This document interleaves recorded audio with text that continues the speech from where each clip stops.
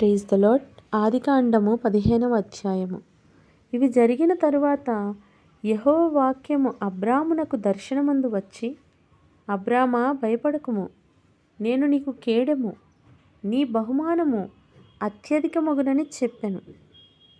అందుకు అబ్రాము, ప్రభువైన యెహోవా నాకేమి ఇచ్చిననేమి? నేను సంతానము లేనివాడినైపోవచ్చున్నానే.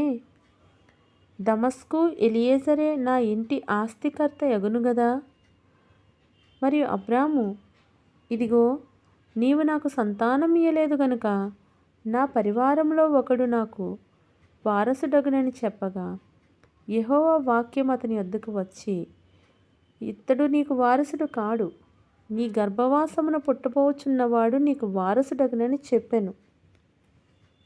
మరియు ఆయన వెలుపలికి అతన్ని తీసుకొని వచ్చి, నీవు ఆకాశం వైపు తేరిచూచి నక్షత్రములను లెక్కించుటకు నీ చేతనైతే లెక్కించుమని చెప్పి, నీ సంతానం అలాగవునని చెప్పెను.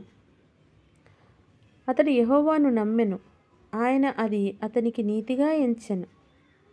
మరియు ఆయన, నీవు ఈ దేశమును స్వతంత్రించుకొనున్నట్లు దాని నీకిచ్చుటకు కల్దీయుల ఊరను పట్టణములో నుండి నిన్ను ఇవతలకు తీసుకొని వచ్చిన యెహోవాను నేనే అని చెప్పినప్పుడు,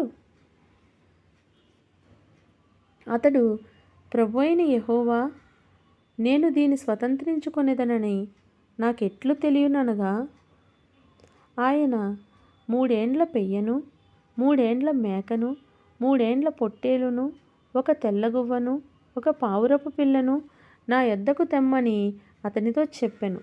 అతడు అవన్నీ తీసుకొని వాటిని నడుమకు ఖండించి దేని ఖండమును దాని ఖండమునకు ఎదురుగా నుంచెను.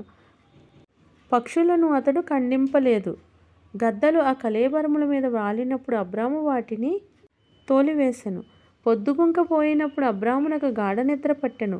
భయంకరమైన కటిక చీకటి అతని కమ్మగా, ఆయన, నీ సంతతి వారు తమది కాని పరదేశమందు నివసించి ఆ దేశపు వారికి దాసులుగా నుందురు.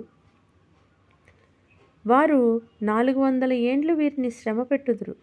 వీరు ఎవరికి దాసులవుదురో ఆ జనమునకు నేనే తీర్పు తీర్చుదును. తరువాత వారు మిక్కిలి ఆస్తితో బయలుదేరి వచ్చెదరు.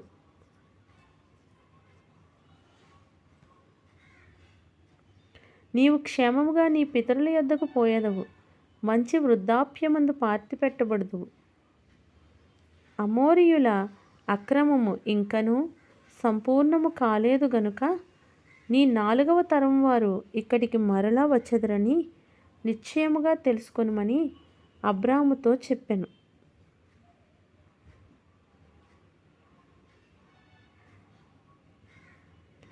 మరియు పొద్దుగుంకి కటిక చీకట పడినప్పుడు రాజుచున్న పొయ్యియు అగ్నిజ్వాలయును కనబడి ఆ ఖండముల మధ్య నడిచిపోయాను. ఆ దినమందే యెహోవా ఐగుప్తు నది మొదలుకొని గొప్ప నది అయిన యూఫ్రటీసు నది వరకు ఈ దేశమును, అనగా